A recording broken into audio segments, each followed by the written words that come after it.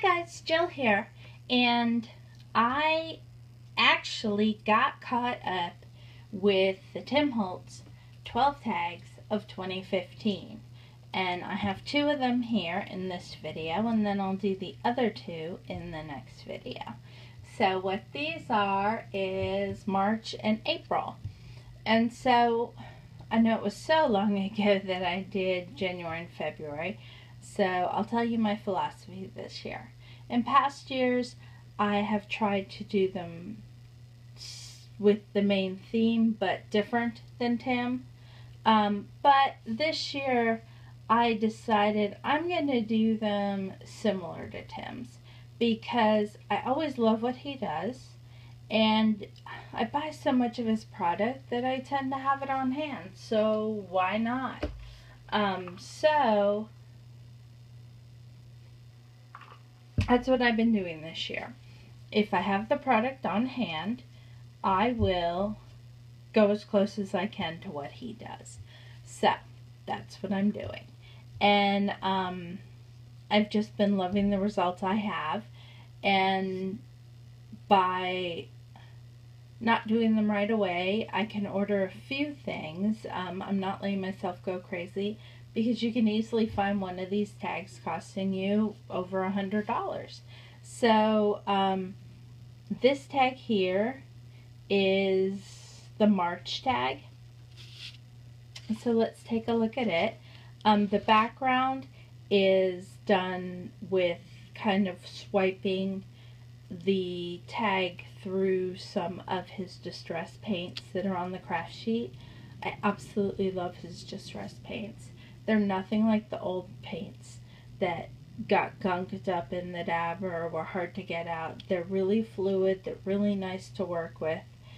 These are some of the brighter colors. I love them. And then this is the stencil, which I also really liked. His texture paste, it's really light and fluffy. So that was put through the stencil. Then while the stencil was on, you put through, I think this was gold detail, yeah it was, gold detail embossing powder. And then take the stencil off, let it dry, and then he set it, and it comes out really, really cool. And, sorry, before all that embossing, that part, you actually stamp and emboss the butterfly. I didn't have the butterfly he used, so I wasn't just going to go buy the stamp set. So I actually used, this is an old tattered angel set. So I stamped and embossed this butterfly in detail gold. And my detail was actually from Powder Cake. That's my favorite black detail. And I just think this one's so beautiful. I masked it off before I did the texture paste. And, okay, so then I just used the embellishments. And this is just some black seam binding. I used some paints on this, and then used an emery board to scratch some of them off. I do have the Tim Holtz, and use the Tim Holtz sander, but I just had an emery board nearby. Used a little bit of some jute I had on hand. So there's that one. Again, very similar to what he does on his, which is just at timholtz.com. So I was thrilled with how that one came out. This is the second one. I didn't go as far as he did with it because I was in love with how this turned out. Hold on, let me get some water. Finding my allergies are a little bit more under control now as we're getting into the season, but my raspy voice has not gone away. I'm hating it. Okay, so this one was centered around watercoloring. Again, similar yet a little bit different to what he did. I stamped one of the flowers from his set, and this one was different than one of the ones he did.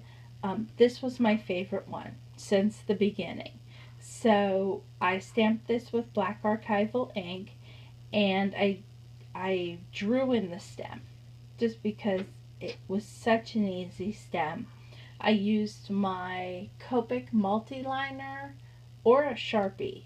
I think I used the Sharpie. I wasn't that picky, it just needed to be waterproof. I stamped it on actually a scrap of the Canson 140 pound.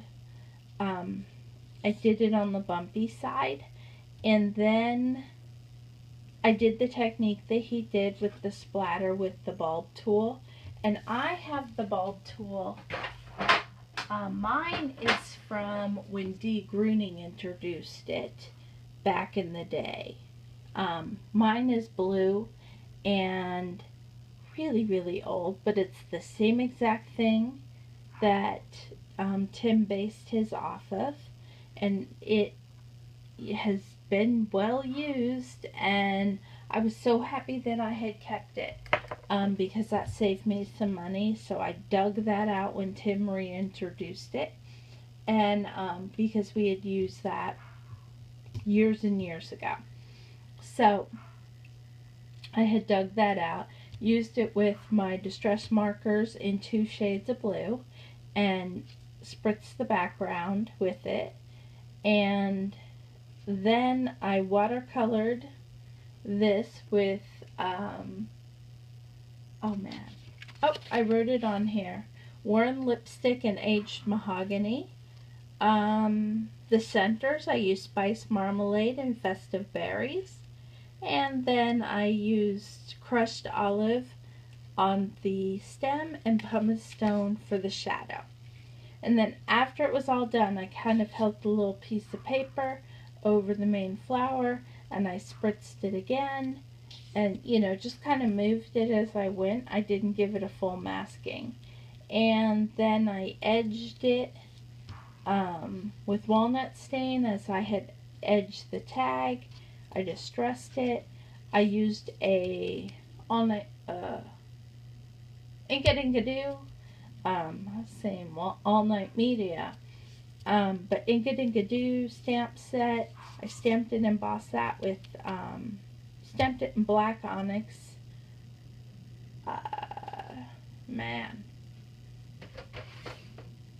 VersaFine, had to look. And then embossed it in clear. And I had cut this out with an X-Acto knife and just left it because I love the watercolor. I did Tim's technique. I drew the marker, one of those 2 that I used to color, along the white seam binding, and spritzed it, and mine just spread out. I probably over spritzed it, and then that was that with the ribbon. So it was really, really simple. I love the effect. So there you have it. There are March and April. So I'm going to do the other 2 in a separate video. So I'd really appreciate it if you could give this video a thumbs up if you enjoyed it. And thanks for stopping by, and have a great day.